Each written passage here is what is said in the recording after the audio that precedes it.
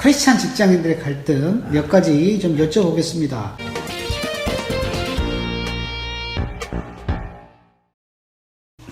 소명하는데 나는 소명이 없다. 지금 하고 있는 이 직장 일이 하나님이 원하신 일이라는 확신이 없다. 그렇다고 뭐 소명을 찾아서 새 직장을 구하기도 그렇고 어떻게 해야 됩니까? 그런 분들이 꽤 많더라고요. 소명의식을 가지고 일하기 위해서는 열정을 가져야 되는데 열정을 가지려면은 그 일이 좀 의미가 있어야 돼요. 그래서 제일 먼저 저는 권하고 싶은 거는 한번 의미를 찾아보라. 찾지 못하겠으면 의미를 좀 부여해보라. 의미를? 네. 길거리 청소하는 사람들 이거 얼마나 재미없는 일이에요. 근데 하나님이 만드신 이 지구상의 한 동네를 나는 깨끗하게 하고 있다. 뭐 이런 의미. 뭐 쉽지는 않겠지만은 하늘에서 의미를 찾으면은 열정이 좀 생기지 않을까 생각합니다. 그런데 아무리 할래도 열정이 안 생기는 경우가 있어요. 그렇다고 해서 그만두려고 하는 거 이거는 곤란해요. 왜냐면은 크리스찬으로서 경제적인 책임이 있는 사람들은 그 책임을 다하기 위해서 일하는 것이 또 소명일 수 있다는 거죠. 데살로니가서 4장 11절 12절에 보면은 일해가지고 돈을 벌어라. 남한테 신세지지 말아라. 또 디모데전서 5장 7절 8절에 보게 되면은 가족을 제대로 돌아보지 못하는 사람은 불신자보다도 악하다는 얘기도 한단 말이죠.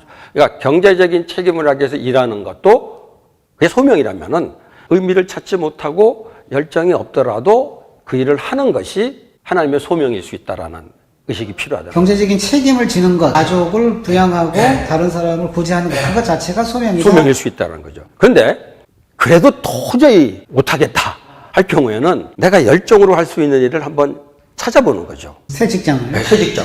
근데 그런 게 하나도 없다 그러면은 경제적인 책임을 다하기 위해서 해야 되는 거고. 근데 혹시 그런 일을 발견하게 되면은 직장을 그만두고 새로운 일을 찾아 나갈 수 있어야 된다고 생각합니다.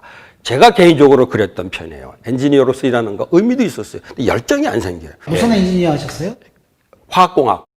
열정이 생기는 일을 하고 싶은데 그래서 사실은 신학교를 가게 됐죠. 근데 그럴 경우에는 경제적으로 조금 어려움을 봉착하게 되더라고요. 내가 정말 열정으로 하고 싶은 일을 하기 위해서는 경제적인 어려움은 좀 감수할 수 있어야 되지 않겠나. 예수 그리스도께서 내리신 계명, 내 이웃을 내 몸과 같이 사랑하라. 근데 일터는 기본적으로 경쟁하는 곳 아닙니까? 경쟁하면서 이웃사랑, 이게 어떻게 가능할까요? 쉽지 않죠. 현대 사회 자세 자체가 경쟁을 피할 수 없는 거죠. 뭐 어린애 때부터 이웃과 경쟁을 피하거나 경쟁에 져주는 것이 이웃사랑이라고 생각지는 않습니다. 경쟁에 대해서 바른 자세를 가지고 대하는 것이 필요하지 않겠나 생각합니다. 그러니까 경쟁인 대상을 넘어뜨리기 위해서 경쟁을 한다면은 그것은 이웃사랑의 문제가 되겠죠. 근데 자신의 발전을 위해서 경쟁 상황을 이용하는 것은 그런 크리스찬으로서 나는 문제가 없으리라고 생각합니다. 고린도전서 9장 24절에 보면은 경기장에서 달리게 하는 사람들이 모두 달리지만 상을 받는 사람은 하나뿐이라는 것을 여러분은 알지 못합니까? 이와 같이 여러분도 상을 받을 수 있도록 달리십시오. 경기에 나서는 사람은 모든 일에 절제를 합니다. 이 말씀만 봐도 경쟁의 결과 내가 이기면 누가 패하는 것은 피할 수가 없을 것 같아요.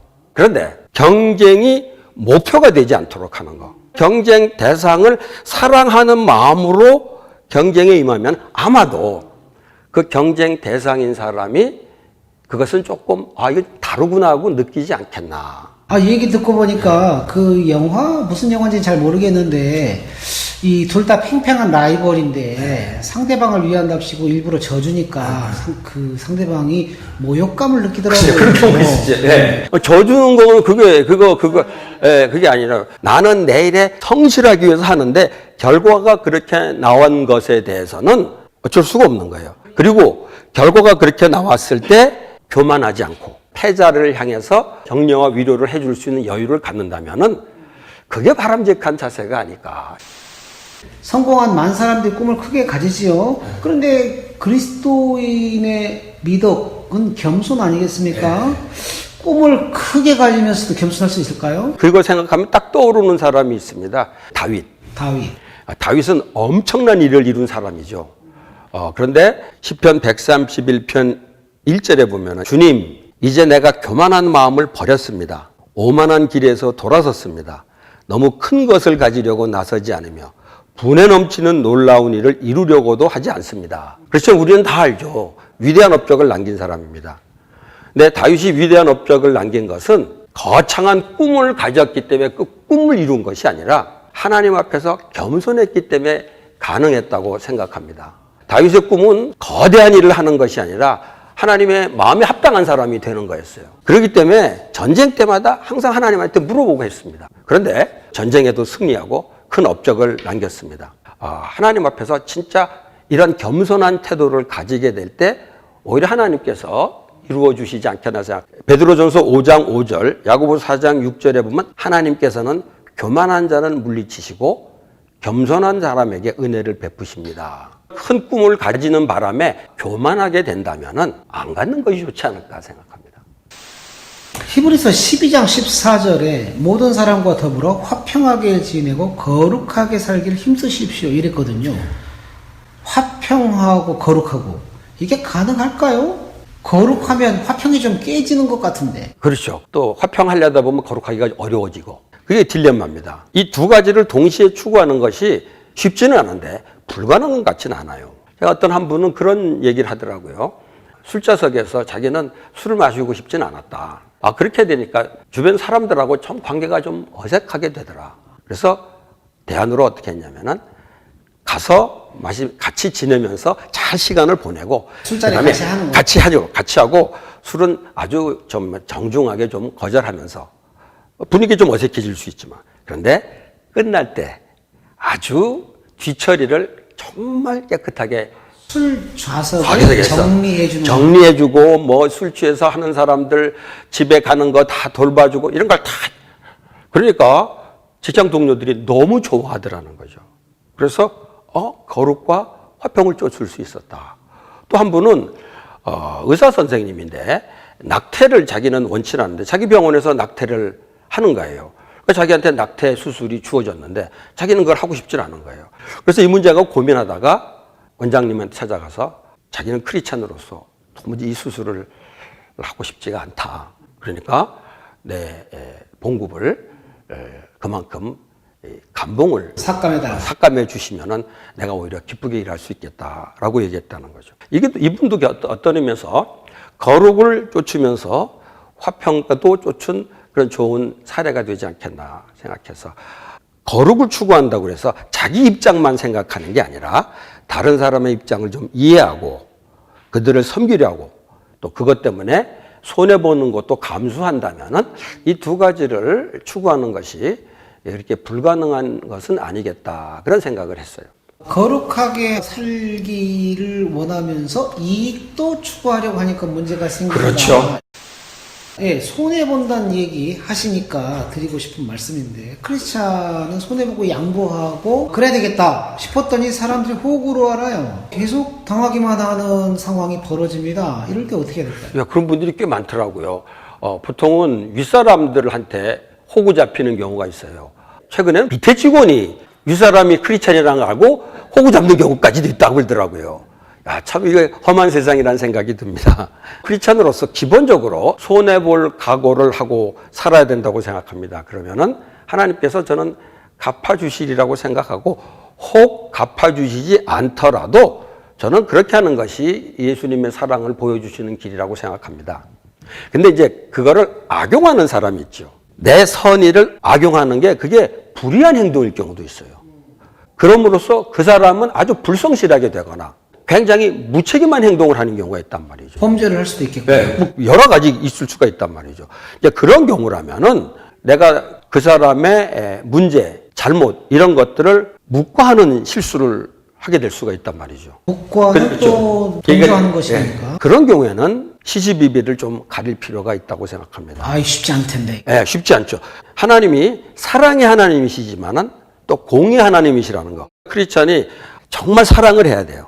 그러나 그렇다고 해서 상대방이 죄를 짓는 거를 그냥 묵과하거나 동조하는 것이 꼭 사랑이 아니란 말이죠. 그럴 경우에는 옳고 그른 것에 대해서 조금 따질 필요가 있죠. 시시비비를 가릴 때 사랑은 무례히 행치 않고 이 말이 있어요. 무례하게 하지 않도록 하고 그리고 또 과도하게 감정적이 되지 않도록 감정적이게 됐을 그런 건 조심해야 되겠지만은 어떨 때는 따질 건 따질 필요가 있습니다. 사실 예수님도 정말 온유겸손하시고 사랑하시는 분인데 따질 때 보면은 아주 심하게 따지셨거든요. 골로새 3장 23절에 모든 일을 죽게 하듯 하라 했거든요. 그렇게 열심히 직장일을 죽게 하듯 하다 보니 이거 뭐 교회 생활이나 가정 생활 다 엉망이 되는 것 같아요. 그거 어떻게 해야 됩니까? 언제부턴가 우리 사회에서 워라벨이라는 거 있었잖아요. 워라벨. 워크하고 라이프의 밸런스. 현실적으로 크리스찬들은 일하고 가정하고 교회 이 세 가지 영역 사이에 분명히 갈등이 있는 건 분명합니다. 근데 해결책은 워라벨 얘기해서 해듯이 밸런스를 잘 맞추는 건데 이거 사실 현실적으로 쉽지 않습니다. 저 경우도 교회 사역하고 또 일랜드 사역하고 가정 돌보고 하는 거가 제대로 맞추는 것이 쉽지 않았습니다. 그래서 저는 이런 어려움을 겪는 분들에 대해 제일 먼저 할 일은 지금 내가 이 세 가지 영역 가운데 어느 쪽으로 많이 치우쳐 있느냐 이걸 먼저 살펴보고 점검을 해야 되겠군요. 네. 그리고 그걸 솔직하게 인식을 하는 거죠. 나는 지금 이쪽으로 많이 치우쳤다. 그리고 이렇게 치우친 것은 잘못됐다. 잘못됐다. 그 인정하는 여기서 출발합니다. 근데 제일 문제는 뭐냐? 나는 아무 문제 없어. 이거는 아주 정상적이라고 생각하거나 문제를 발견한 대로 그건 어쩔 수 없는 일이야. 이게 진짜 문제인 것 같아요. 완벽하게 균형을 다 이룬다라는 건 불가능하거든요. 그것을 인정하고 이게 문제라는 걸 느끼고 그다음에는 내가 지금 어느 쪽을 제일 지금 소홀히 하고 있나 살펴보고 그쪽에 조금 더 관심을 가지려고 노력을 하는 거 이게 필요하지 않나 생각합니다. 계속 이런 좀 이제 흔들림이 있죠. 어쩔 수 없이. 그러니까 네 단계가 필요하겠군요. 지속적으로 자신 삶을 점검하라. 점검하는 거고. 그다음 인식하라. 인식하고. 그리고 인정하라. 인정하고. 그리고 조정하라. 뭐 그렇게 아주 그거 순서가 아주 좋은 것 같습니다. 삶이란 그렇게 조정해 나가면서 사는 것이다. 좋은 책이 있다고. 어떤 책입니까? 두 가지 봤는데 하버드대 교수가 쓴 책인데 Believers in Business라는 영어로 된 책인데 그리고 우리나라 말로 번역된 책 가운데 직장 갈등 돌파 10